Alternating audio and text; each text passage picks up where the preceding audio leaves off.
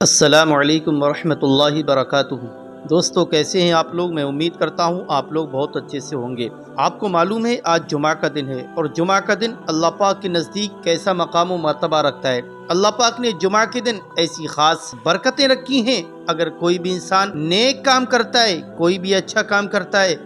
तो उसकी उम्र बढ़ा दी जाती है, उसके रिस्क में बरकत होती है, उसके रिस्क की तंगी दूर हो जाती है, मालो दौलत की तंगी दूर हो जाती है। तो दोस्तों, मैं सबसे पहले आप सबको जुमा के दिन की तहे दिल से मुबारकबाद पेश करता हूं। तो दोस्तों, आप दिल लगाकर शुरू से आखिर तक इस वीडियो पर हमारे साथ ज़रूर जुड़े रहें। और जुमा के दिन आज हम आपको बताने वाले हैं, आप सूरह कहफ की तिलावत ज़रूर सुना करें। जो इंसान जुमा के दिन सूरह कहफ की तिलावत सुनता है, हुजूर सल्लल्लाहु अलैहि वसल्लम ने इरशाद फरमाया, जुमा के दिन जो इंसान सूरह कहफ को सुना करता है उसके घर में कभी तंग दस्ती नहीं आती, उसके घर में कभी फाका नहीं होता। और वो जो इंसान जब दुनिया से जाएगा तो अल्लाह पाक उसकी कब्र के अजाब को दूर कर देगा, उसकी कब्र पर रहमतों की बारिशें होंगी। तो दोस्तों, सूरह कहफ की यहीं तक फजीलत नहीं है। हुजूर सल्लल्लाहु अलैहि वसल्लम ने इरशाद फरमाया, जो इंसान सूरह कहफ को सिर्फ सुन ले तो उसके घर की तमाम बुरी बलाएं, तमाम बुरी आफतें ख़त्म हो जाती हैं। सूरह कहफ की तिलावत करने वाला या सूरह कहफ को सुनने वाला कभी किसी से मात नहीं खाता, हर जगह उसे कामयाबी मिला करती है। अल्लाह पाक कामयाबी को समेट कर उसके कदमों में डाल देता है, उसके घर में इज्जत, उसकी बस्ती में इज्जत। अगर आप लोग चाहते हैं कि फ़लाँ का मेरी मर्ज़ी के मुताबिक हो जाए तो आप लोग जुमा के दिन किसी भी टाइम कम से कम एक बार सूरह कहफ की तिलावत को ज़रूर सुन लिया करें। मेरे दोस्तों, अगर आप लोग पढ़ना नहीं जानते, कोई मुश्किल की बात नहीं है, आप लोग दिल लगाकर सूरह कहफ की तिलावत को सुन लिया करें। जितना सवाब कुरान पाक की तिलावत करने वाले को मिलता है, उतना ही सवाब कुरान पाक की तिलावत सुनने वाले को मिला करता है। ये अल्लाह का फ़ैसला है, ये मेरे रब का अदल है। तो आप लोग कुरान पाक को पढ़ें, जिस कुरान पाक में हमारी तमाम मुसीबतों का इलाज है, तमाम परेशानियों का तोड़ है, तमाम बीमारियों का इलाज है, तमाम बंदिशों का काट है। तो आइए बस इन्हीं तमाम फजीलतों के साथ आज हम आपको सुनाने जा रहे हैं सूरह कहफ की तिलावत। उससे पहले मेरे दोस्तों, आपसे मेरी रिक्वेस्ट है, गुजारिश है, अगर आप हमारे चैनल पर नए जुड़े हैं तो प्लीज़ इसे दिल से सब्सक्राइब कर लें और बेल आइकन दबाना बिल्कुल ना भूलें। और इस वीडियो को सदक़े जारिया समझकर तमाम लोगों में ज़रूर शेयर करें। आइए अब सुन लीजिए सूरह कहफ की तिलावत। औज़ु बिल्लाहि मिनश शैतानिर रजीम। बिस्मिल्लाहिर रहमानिर रहीम। अल्हम्दुलिल्लाहिल्लज़ी अंज़ला अला अब्दिहिल किताब व लम यजअल लहू इवजा क़य्यिमन लियुंज़िरा बअसन शदीदन मिन लदुन्हु व युबश्शिरल मुअ्मिनीन الذين يعملون الصالحات أن لهم أجرا حسنا ماكثين فيه أبدا وينذر الذين قالوا اتخذ الله ولدا ما لهم به من علم ولا لآبائهم كبرت كلمة تخرج من أفواههم إن يقولون إلا كذبا فلعلك باخع نفسك على آثارهم إن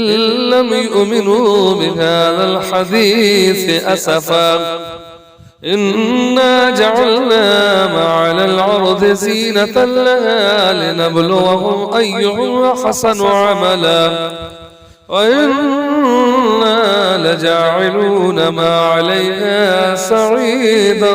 جرزا أم حسبت أن أصحاب الكهف والرقيم كانوا من آياتنا عجبا إذا والفتية إلى الكهف فقالوا ربنا آتنا من لدنك رحمة وهيئ لنا من أمرنا رشدا فضربنا على آذانهم في الكهف سنين عددا ثم بعثناهم لنعلم أي الحزبين حسى لما لبثوا أمدا نحن نقص عليك نبأهم بالحق إنهم فتية آمنوا بربهم وزدناهم هدى وربتنا على قلوبهم إذ قاموا فقالوا ربنا رب السماوات والأرض لن ندعو من دونه إلها لقد قلنا إذا شتتا هؤلاء قوم اتخذوا من دونه آلهة لولا يأتون عليهم بسلطان بين فمن أظلم ممن افترى على الله كذبا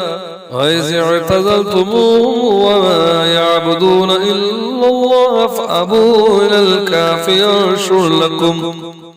ينشر لكم ربكم من رحمته ويهيئ لكم من أمركم مرفقا وترى الشمس إذا طلعت تزاور عن كهفهم ذات اليمين وإذا غربت تقرضهم ذات الشمال وهم في فجوة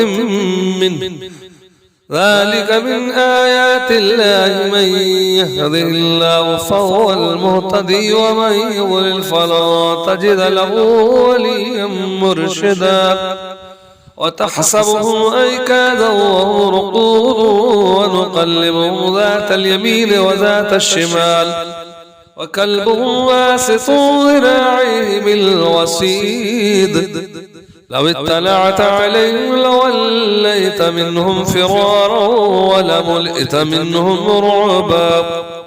وكذلك بعثناهم لتسالوا بينهم قال قائل منهم كم لبثتم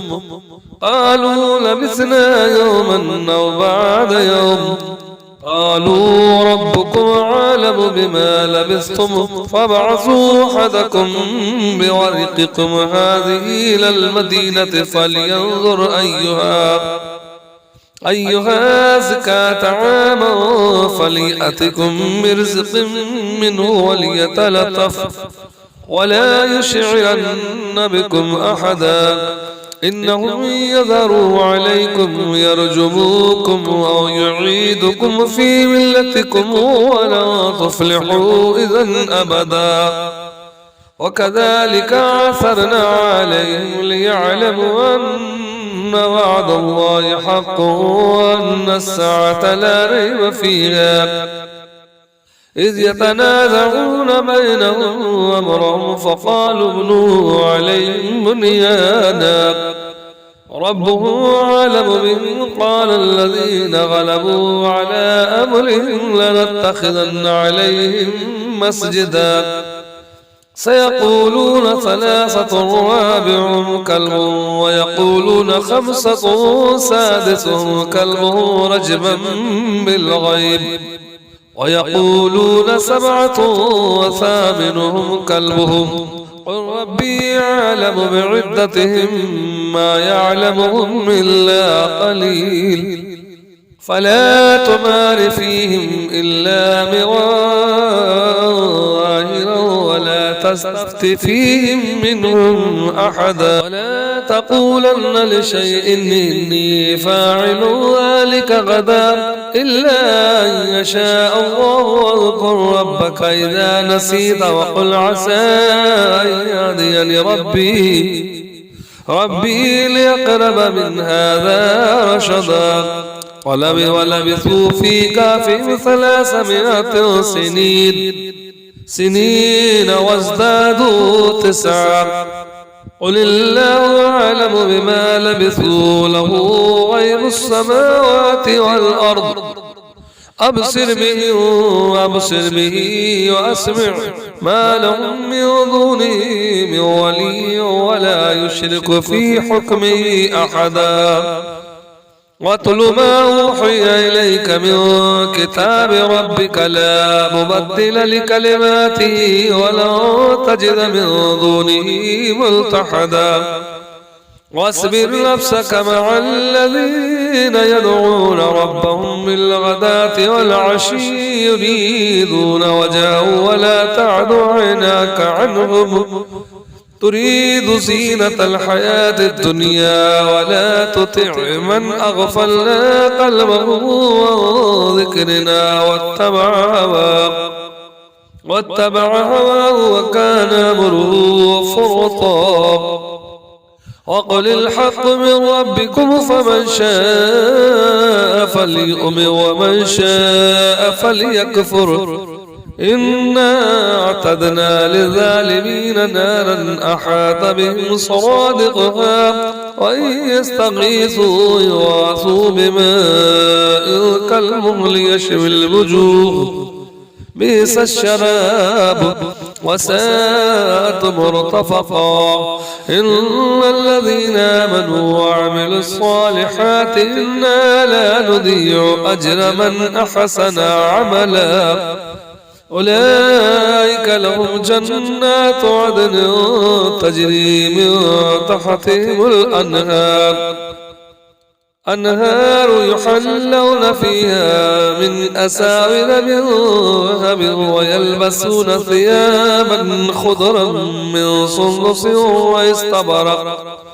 واستبرق متكئين فيها على الأرائك نعم الثواب وحسنت مرتفقا. واضرب لهم مثل الرجلين جعلنا لأحدهما جنتين من عناب وحففناهما بنخل وجعلنا بينهما زرعا كلتا الجنتين آتت أكلها ولم تظلم منه شيئا وفجرنا خلالهما نهرا وكان له ثمر فقال لصاحبه وهو يحاوره أنا أكثر منك مالا وأعز نفرا. ودخل جنته وهو ظالم لنفسه قال ما أظن أن تبيد هذه أبدا وما أظن الساعة قائمة ولئن رددت إلى ربي لأجدن خيرا منها منقلبا. قال له صاحبه وهو يحاوره وكفرت بالذي خلقك من تراب ثم من نطفة ثم سواك رجلا لكن هو الله ربي ولا أشرك بربي أحدا. ولولا إذ دخلت جنتك قلت ما شاء الله لا قوة إلا بالله إن ترني أنا أقل منك مالا وولدا فعسى ربي أن يؤتيني خيرا من جنتك ويرسل عليها حسبانا من السماء فتصبح سعيدا زلقا أو يصبح ماؤها غورا فلا تستطيع له طلبا. وأحيط بثمره فأصبح يقلب كفيه على ما أنفق فيها وهي خاوية على عروشها ويقول يا ليتني لم أشرك بربي أحدا. ولو تكن له فئة ينصرونه من دون الله وما كان منتصرا. هنالك الولاية لله الحق هو خير ثوابا وخير عقبا. واضرب لهم مثل الحياة الدنيا كماء إن أنزلناه من السماء فاختلط به نبات الأرض فأصبح حشيما تذروه الرياح وكان الله على كل شيء مقتدرا. المال والبنون زينة الحياة الدنيا والواقية الصالحات خير عند ربك ثوابا وخير عملا. ويوم نصير الجبال وترى الأرض بارزة وحشرناهم فلم نغادر منهم أحدا وعرضوا على ربك صفا لقد جئتمونا كما خلقناكم أول مرة بل زعمتم ولن نجعل لكم موعدا ووضع الكتاب فترى المجرمين مشفقين مما فيه ويقولون يا ويلتنا ما لهذا الكتاب لا يغادر صغيرة ولا كبيرة إلا أحصاها ووجدوا ما عملوا حاضرا ولا يظلم ربك أحدا وإذ قلنا للملائكة اسجدوا لآدم فسجدوا إلا إبليس كان من الجن ففسق عن أمر ربه أفتتخذونه وذريته أولياء من دونه وهم لكم عدو بئس للظالمين بدلا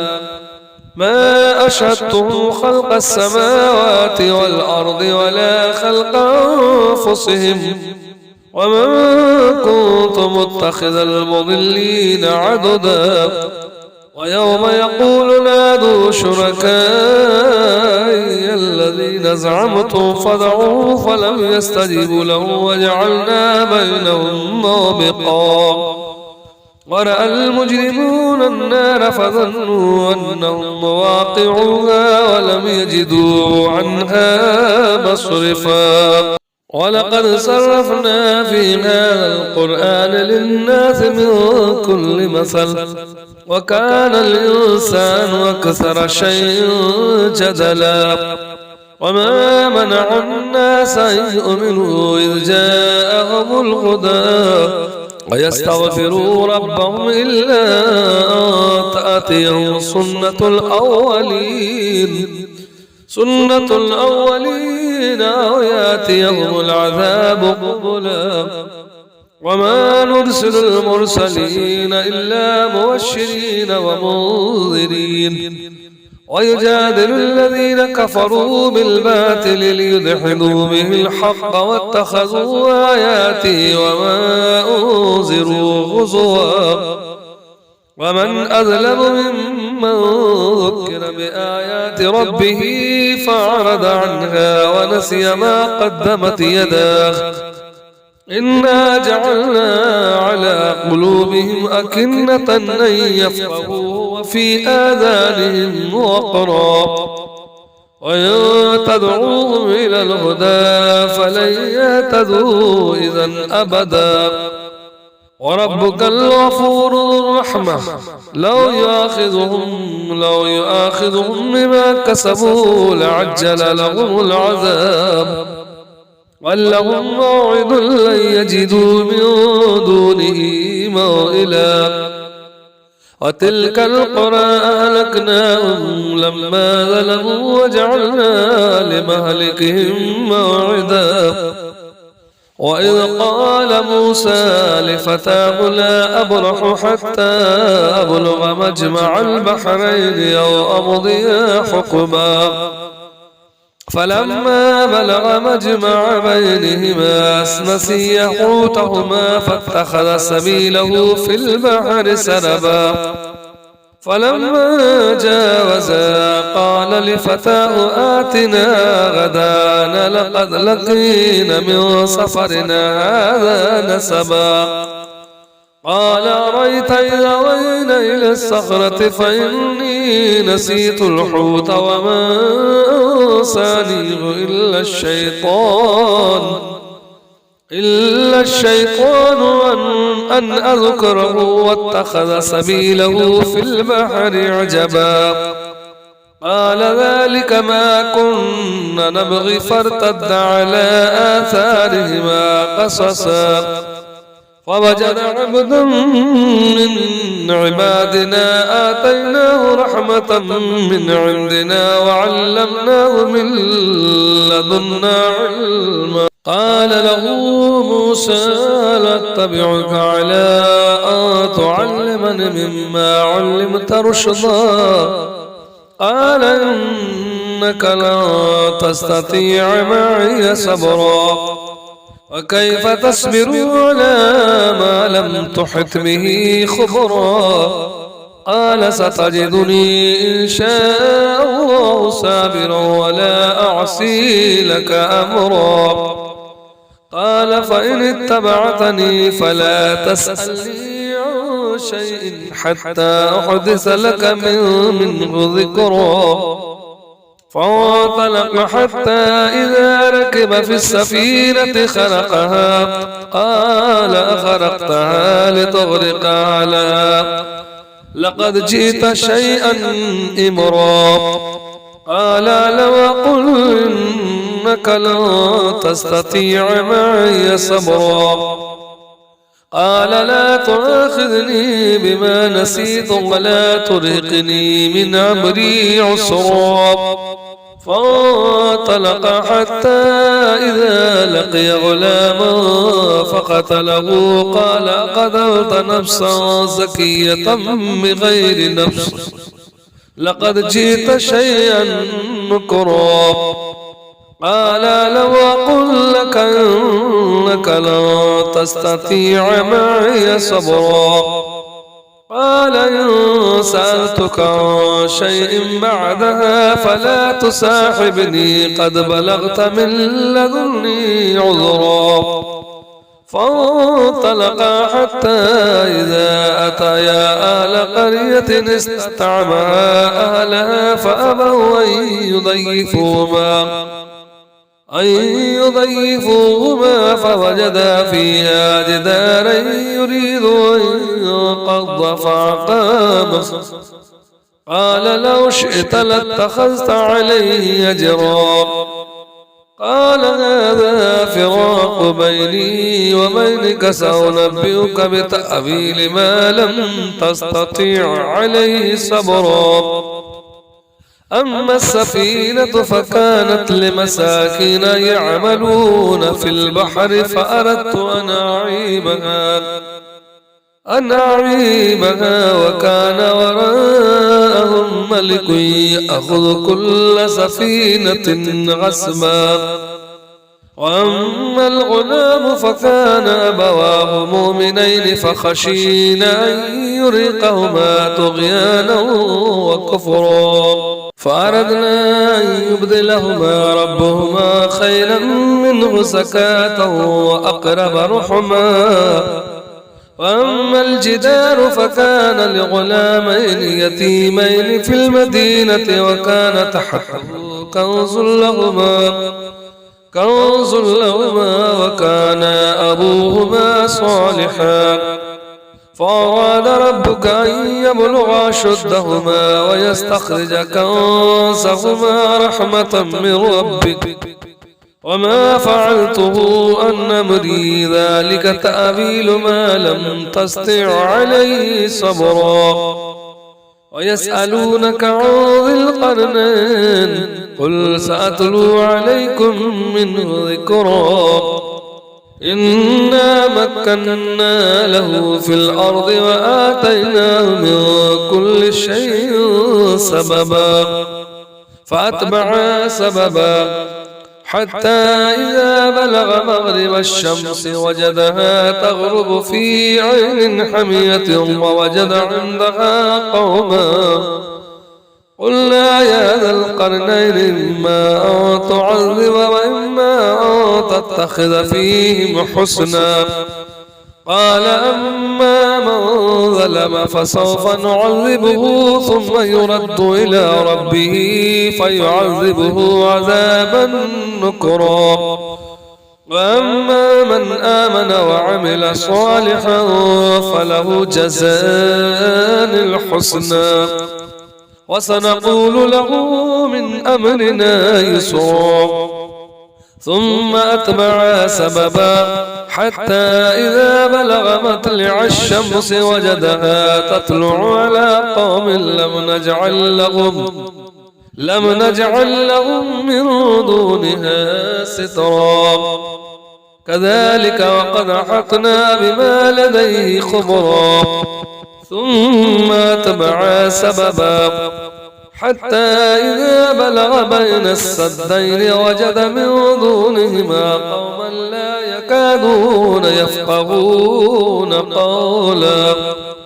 قالوا يا ذا القرنين إن يأجوج ومأجوج مفسدون في الأرض فهل نجعل لك خرجا على أن تجعل بيننا وبينهم سدا قال ما مكني في ربي خير فاعينوني بقوة أجعل بينكم وبينهم ردما آتوني زبر الحديد حتى إذا ساوى بين السدفين قال انفخوا حتى إذا جعله نارا قال آتوني يفرغ عليه قطرا فما استطاعوا أن يذروه وما استطاعوا له نقبا قال هذا رحمة من ربي فإذا جاء وعد ربي جعله دكا وكان وعد ربي حقا وتركنا بعدهم يومئذ يموج في بعض ونفخ في الصور فجمعناهم جمعا وعرضنا جهنم يومئذ للكافرين عرضا الذين كانت أعينهم في غطاء عن ذكري وكانوا لا يستطيعون سمعا أفحسب الذين كفروا أن يتخذوا عبادي من دوني أولياء إنا اعتدنا جهنم للكافرين نزلا قل هل ننبئكم بالأخسرين أعمالا الذين ضل سعيهم في الحياة الدنيا وهم يحسبون أنهم يحسنون صنعا أولئك الذين كفروا بآيات ربهم ولقائه فحبطت أعمالهم فلا نقيم لهم يوم القيامة وزنا ذلك جزاؤهم جهنم بما كفروا واتخذوا آياتي ورسلي هزوا إن الذين آمنوا وعملوا الصالحات كانت لهم جنات الفردوس نزلا خالدين فيها لا يبغون عنها حولا قل لو كان البحر مدادا لكلمات ربي لنفذ البحر قبل أن تنفذ كلمات ربي ولو جئنا بمثله مددا قل إنما أنا بشر مثلكم يوحى إلي أنما إلهكم إله واحد فمن كان يرجو لقاء ربه فليعمل عملا صالحا ولا يشرك بعبادة ربه أحدا صدق الله العظيم.